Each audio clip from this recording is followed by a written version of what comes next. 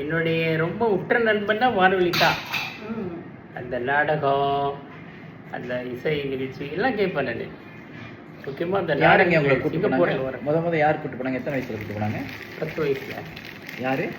10 வயசில் மணியும் மணியும் அவங்க தான் முதல்ல டிஎன்பியில் வேலை. ஓ, 10 வயசுல உங்களுக்கு இசை மீது ஆர்வம் வந்ததுங்களா? ஓ, வீட்டில் யாரும் பாடுவாங்களா?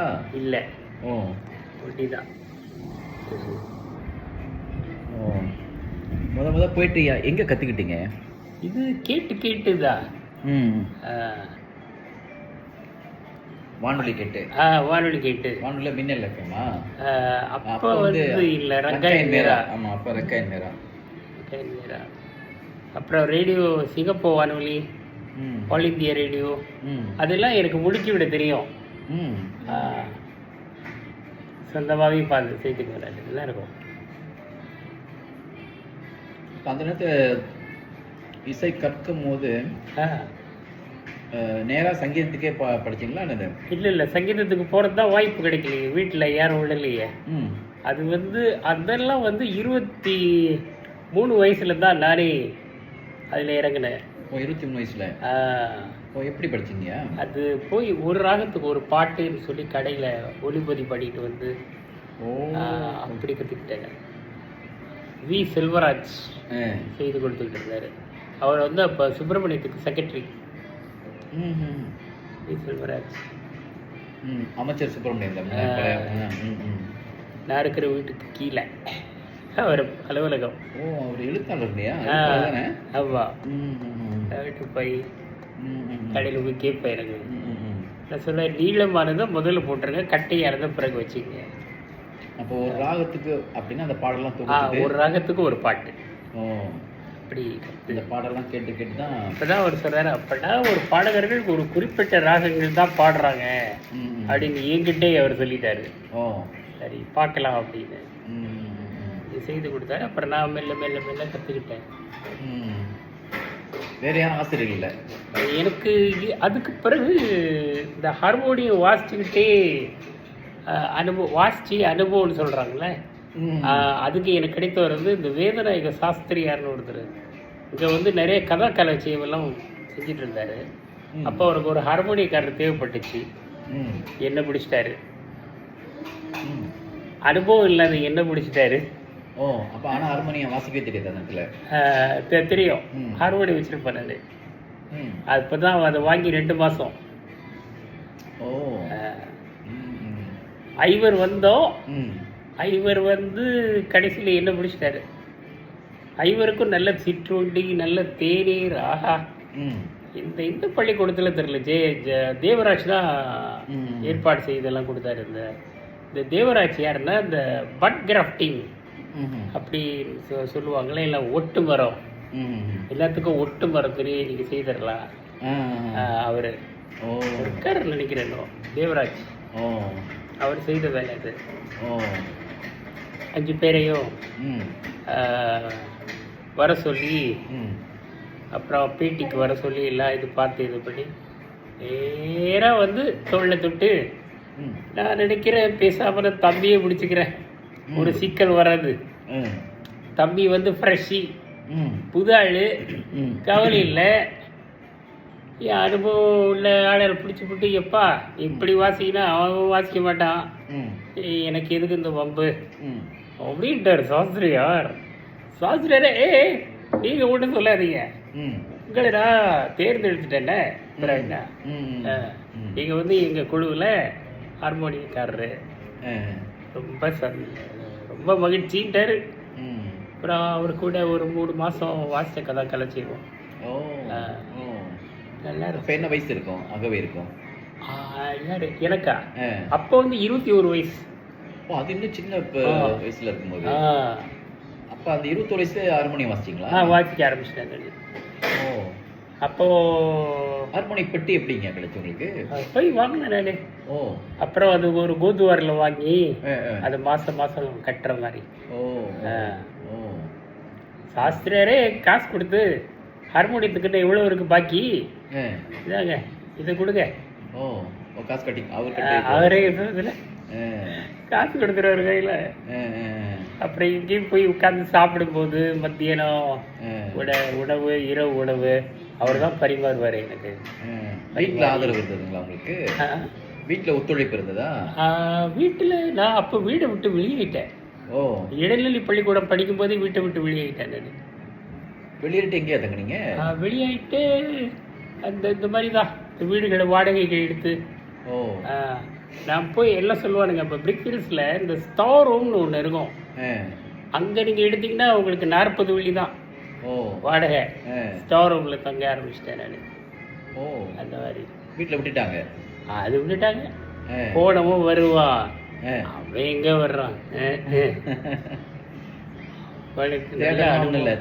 தேடல.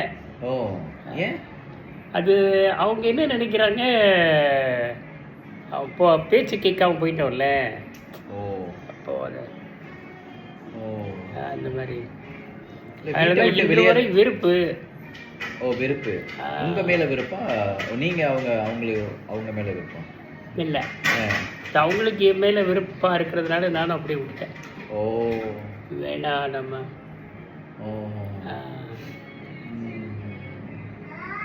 21 வயசுல வெளியேறி இருக்கீங்க. 21 வயசுல வெளியேறி அதோட வீட்டு தொடர்பே இல்லை. தொடர்பு இல்லை. அப்போ அதுலேருந்து இசை தான். அதை படிச்சுக்கணும், செய்யணும். முழுக்க அதன் பிறகு இசை தான். அப்போ அந்த பள்ளியில் படிச்சது செயின்ட் ஜான்ல?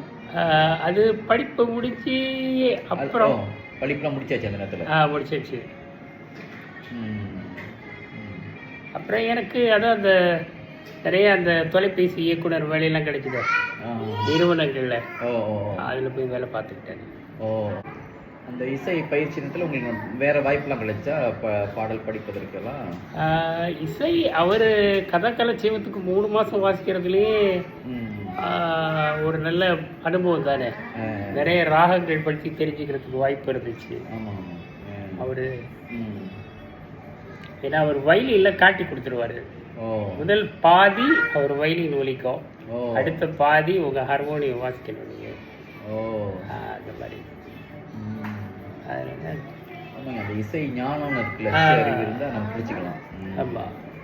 அந்த குழந்தை பருவ காலம், பிறகு ஒரு இளமை பருவ காலம் 21 வயது வரைக்கும் அதோடு நீங்க வெளியேறிட்டீங்க. ரெண்டாவது அவங்க வீட்டில் பார்க்கறது எதுவும் வீட்டில் பார்த்தீங்களா?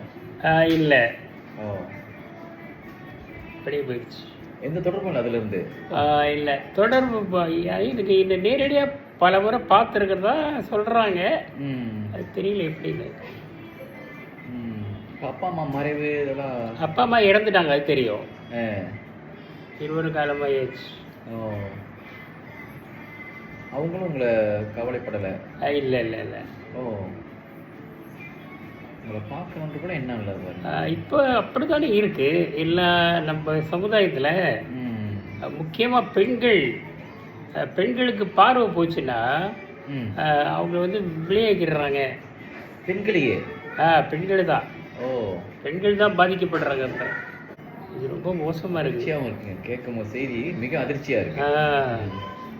அதிர்ச்சி ஒரு பக்கம், மனம் வேதனையாகவும் இருக்கு. பெண்கள்லாம் இப்போ இடையில பார்வை போயிடுச்சுன்னா அவ்வளோதான்.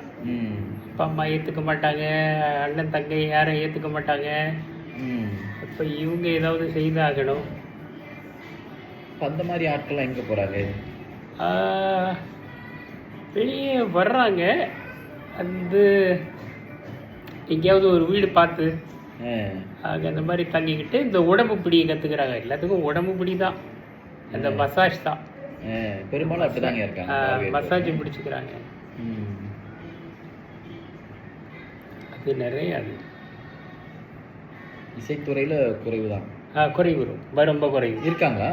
இல்லை இல்லை, நம்ம இடையே இல்லை. அதுவும் நம்ம தமிழ் இசை இடையே இல்லை. ரொம்ப அழகா சொன்னீங்க. பொதுவாக நம்மிடையே இல்லை, அதிலும் நம்ம தமிழ் இசையிடையே இம்மி அளவும் இல்லை. ஆமாம், பொதுவாக இசை உணர்வு பொதுவானது. அது இருந்தாலும் இந்த திரைப்படம் சினிமா அந்த அடிப்படையில் அடுத்து அப்படியே கூடி இருந்தாலும் சங்கீதம் இதெல்லாம் இருக்கலாம். இல்லை, அதுக்கு மேலே யாரும் இல்லை. அதுக்கு மேலே இல்லையே. அதுவும் தமிழ் இசைன்னு சொல்லிட்டு வர அளவுக்கு இல்லையே. இல்லை, நான் பார்த்த அளவுக்குல இந்த இதில் தமிழ் இசைக்கு நீங்கள் ஒருத்தர் மட்டும்தான் நான் பார்க்குறேங்க. இந்த பார்வையற்றோர் நிலையில் பொதுவாக பார்வை உடையவர்கள் கூட தமிழ் இசைன்னு சொல்லிட்டு தனித்து அந்த இசைக்கூறுகள்லாம் பயின்று அதுக்காக இயங்குறவங்கன்னு சொன்னால் எனக்கு தெரியல. வளர தலைமுறையில் தான் வரணும். அது ஏன்னா இதுக்கு முன்னே ஏதோ அது நம்ம தெரியல, நம்முடைய தவறுதலா இல்லை என்னன்னு தெரியல, அல்லது அவனுங்களுடைய மொழி ஆதிக்கமா தெரியல. அதிகமாக சம்ஸ்கிருதம், தெலுங்கு, கன்னடம் இதெல்லாத்தையும் தூக்கி ரொம்ப லாபகரமாக போட்டுட்ட வச்சுட்டானுங்க. ஆனால் பரவாயில்ல, நாம் வந்து இனிமே நமக்கு கிடைக்கிற அந்த தமிழ் சொற்களை வச்சு நாம் வந்து அந்த தமிழ் இசையை வந்து உருவாக்கி அதை தொடர்ந்து செயலாற்றணும். அது அதற்காக நீங்கள் எடுத்த முயற்சி என்னங்கய்யா? இப்போது அதான் அந்த நம்ம இந்த கவிதைகள், இந்த கொஞ்சம் கவிஞர்கள் பாடலாம் எழுதி கொடுத்தாங்க. ஸோ அது பெரிய உதவியாக இருக்குது காரைக்குடிலேருந்து. அப்போ இந்த பாடல்களை வந்து ராகங்கள் போய் தேடி, சரி இந்த ராகத்துக்கு சரியாக வருமா அது பாடி பார்த்து அப்படி. எவ்வளோ காலமாக இந்த உழைப்பு எவ்வளோ காலமாக இருக்குது? கொஞ்சம் காலமாக இருக்குது, ஆனால் நல்லா இருக்குது. தமிழிசைக்கு வெற்றி கிடைச்சிருக்குன்னு நான் நினைக்கிறேன். அதே போல் மித்த நாடுகளும் அவங்க கவிதைகளை. எத்தனை பாடல்கள் அவ்வாறு? ஒரு 500 பாடல்கள் செய்திருப்பாங்க. 500 பாடல்கள் பதிவு செய்து இன்னும் ஒரு 21 பாடல் செய்யணும். அதாவது இப்போ கவிஞர் குணசேகரன் கொஞ்சம் தாமதமாக அவருடைய பாடல் கிடைச்சிச்சு. அது மிட்டெல்லாம் போட்டாச்சு, ஆனால் என்ன பாடி தான் மலக்காவில் இருக்காருங்க. அவர் தான் நல்ல நல்ல கவிஞருங்க. நல்லா எழுதியிருக்காரு. ஆசிரியர், ஓய்வு பெற்ற ஆசிரியர். அதை கூட படிக்கிறதுக்கு ஈப்போவை சேர்ந்த ஒரு பெண்மணி எங்கேயோ ஒரு வங்கியில் வேலை, ஈப்போக்கு வாங்க அக்கல் நான் பார்த்துக்குறோம் அப்படின்னு. ஈப்போக்கு போய் அவங்க அதை படித்து அது எனக்கு உதவியாக இருந்தது, பெரிய உதவி. அது செய்துட்டாங்க. தமிழ் இசையில் நீங்கள் தட்டச்சு பண்ணணும், இது பாடலை தூக்கணுன்ற எண்ணம் உங்களுக்கு எப்போ ஏற்பட்டது? அவங்க சந்திப்புக்கு பிறகு தான். ஏன்னா முதல்ல வந்து இப்போ உங்களை போய் கேட்கும்போது தான் மீதி எப்படி இருக்கோ அப்படிங்கிறத யூகிச்சு பார்த்துடலாம். மீதி நல்லா தான் இருந்தது. இந்த சிலர் வந்து கொஞ்சம் வேண்டாம் வெறுப்பாக இருந்தால் கூட அது இப்போ நீங்கள் அப்புறம் உங்கள் குடும்பத்தில் உள்ள மித்தவர்களுடைய உதவியும் பெரிய உதவியாக இருந்தது. ஏன்னா அவர்கள் வந்து அவங்க படிப்பிலே இருந்தாலும் கூட அது தமிழுக்கு கொஞ்ச நேரம் ஒதுக்குறாங்களே. உதாரணத்துக்கு நம்ம வானுமதியை சொல்லலாம், அப்புறம் அவங்க அருளினியை சொல்லலாம். இவங்கெல்லாம் கொஞ்சம் ஆமாம் அந்த நேரத்தில் பாடலாம் படித்தாங்க. இந்த தமிழுக்கென்று ஒதுக்கக்கூடிய ஒரு மனசு இருக்க, அது அப்படி அமைச்சதில் உங்களுக்கு பிடித்தது இன்னும் நினைவில் இருக்கக்கூடிய பாடல் என்ன ராகம்? அப்படி பார்த்தா இந்த மழலையின் பார்வையில் ஒரு பாட்டு இருக்கு. அது வந்து ஹிந்துஸ்தான் தீப்லாசி அப்படிங்கிற ராகத்தில் அதை மீட்டு கூட்டக்கூட வாய்ப்பு இருந்துச்சு.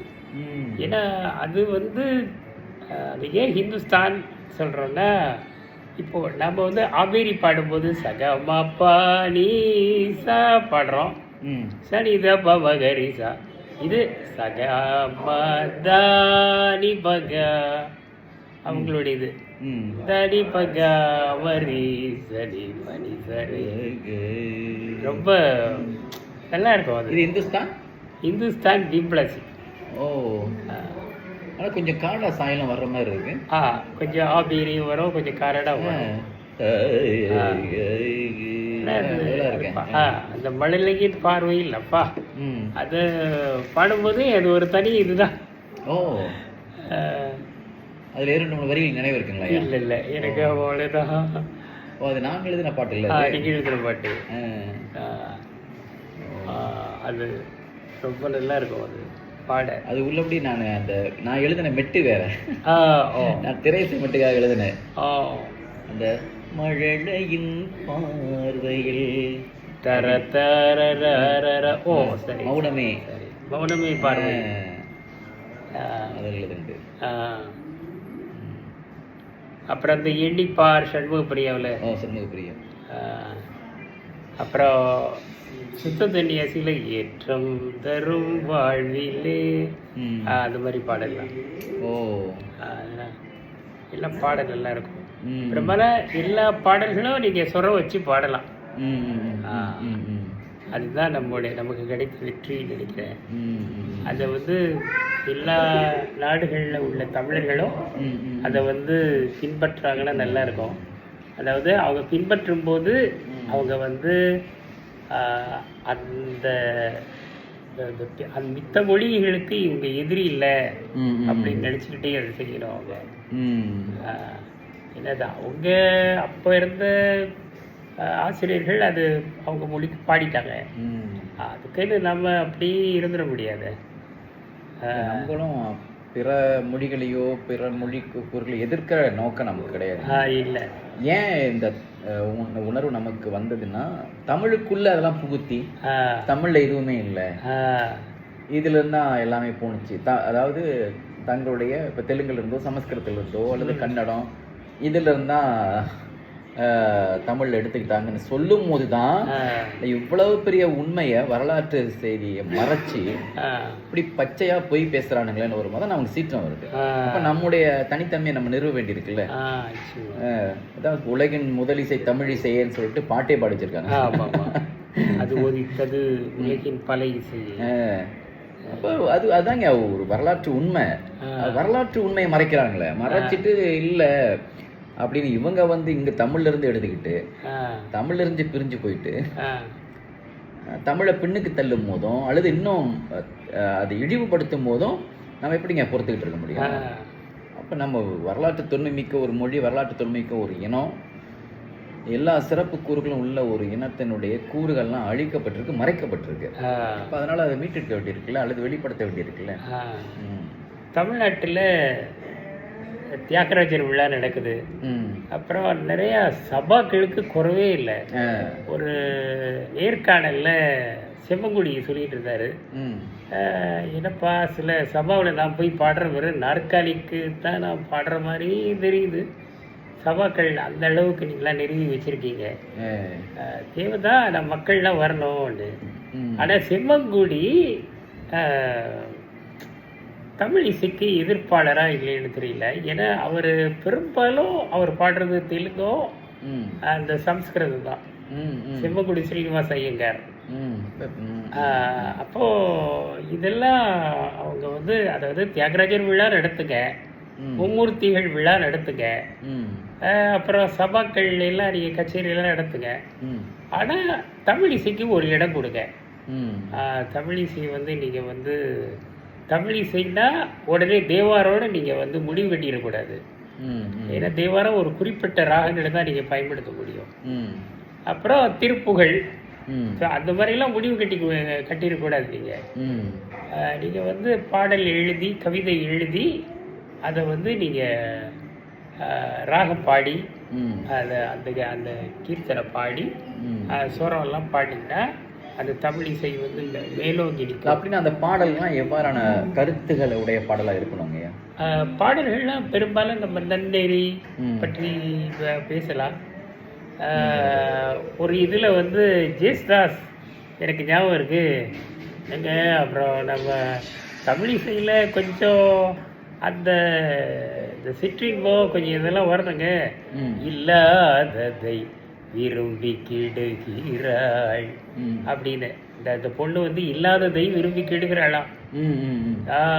அதை அவர் பாடி அதில் சுரம்லாம் பாடினாரு ஜேசுதாஸ். அப்போ இந்த மாதிரிலாம் கொஞ்சம் இருக்கணும் அப்படின்னு. அதே போல பாலமுரளியும் சொல்லிட்டு இருந்தாரு. சரி நம்ம செய்யறோம், கொஞ்சம் இந்த மாதிரி செய்தா எல்லோருமே விரும்பி கேட்கக்கூடிய வாய்ப்பு இருக்கு. அப்படின்னு அவங்கெல்லாம் சொன்னாங்க. ம் ம் அப்போது நம்ம ஆனால் தமிழ் இசை அவங்கெல்லாம் வந்து ஏற்றுக்கொள்கிறாங்க. அவர் பாலமுரளி வந்து தன்னால் தமிழை எழுத முடியாட்டினாலும் இதை 1-2 எழுதியிருக்காரு. ம் இங்கே எழுதியிருக்காரு. ம் ஜேசுதாஸும் அதே மாதிரி செய்திருக்காரு. ம் ம் அப்போ இவங்கெல்லாம் செய்யும்போது இல்லை, அப்போ அவங்க இந்த சிற்றின்ப கூறுகள்லாம் இருக்கணும்னு சொல்கிறத பற்றி உங்கள் கருத்து என்னங்க? என்ன கேட்டால் சிற்றின்ப கூறுகள் அவங்க தவிர்க்கு தர்றது நல்லதுன்னு நான் நினைக்கிறேன். ம் ம் அதாவது சங்க இலக்கியங்களில் இருக்கலாம். ம் ஆனால் இருந்தாலும் அது அவங்க அதுக்குன்னு தனியாக ம் அதை வச்சுக்கிட்டாங்கன்னா நல்லா இருக்கும்னு நினைக்கிறேன். நான் தமிழ் இசையில் வந்து ஏன்னா தமிழ் இசை வந்து எல்லோரும் வந்து கேட்கக்கூடிய ஒரு ம் ஒரு இசையரங்கம். அப்போ அதில் நன்னெறி வச்சுக்கலாம், தமிழ் பற்றி வச்சுக்கலாம், ம் ம் திருக்குறள் பற்றி வச்சுக்கலாம், ம் நம்ம அதை செய்யலாம். ஆனால் இந்த சிற்றின்பத்தை வந்து அவங்க தனியாக வச்சுக்கிட்டா நல்லாயிருக்கும். ஆமாம், ஏன்னா சில வேளை அது வந்து அந்த அதுக்கு வந்து பொருந்துவதாக இருக்காது. பிறர் கேட்கும் போது அது கொஞ்சம் நாணப்படுவதாக இருக்கும். ஆமாம், அது அவங்க தவிர்த்துட்டாங்கன்னா நல்லதுன்னு நினைக்கிறேன். மித்தபடி அந்த தமிழ் இசை நல்லா இருக்கும், கேட்க ரொம்ப நல்லா இருக்கும். நிறையவே செய்யலாம் அவங்க போய் இதையே பயன்படுத்திக்க வேண்டியதில்லை. ஏன்னா இப்போ தமிழ்நாட்டில் சபாக்கள் நிறைய போயாச்சு. அதனால் அவங்க அதை செய்யணும். அப்புறம் மித்த நாடுகள்லேயும் இதை செய்யணும். தமிழ் இசை மாற்றம் ரொம்ப நல்லா இருக்கும்.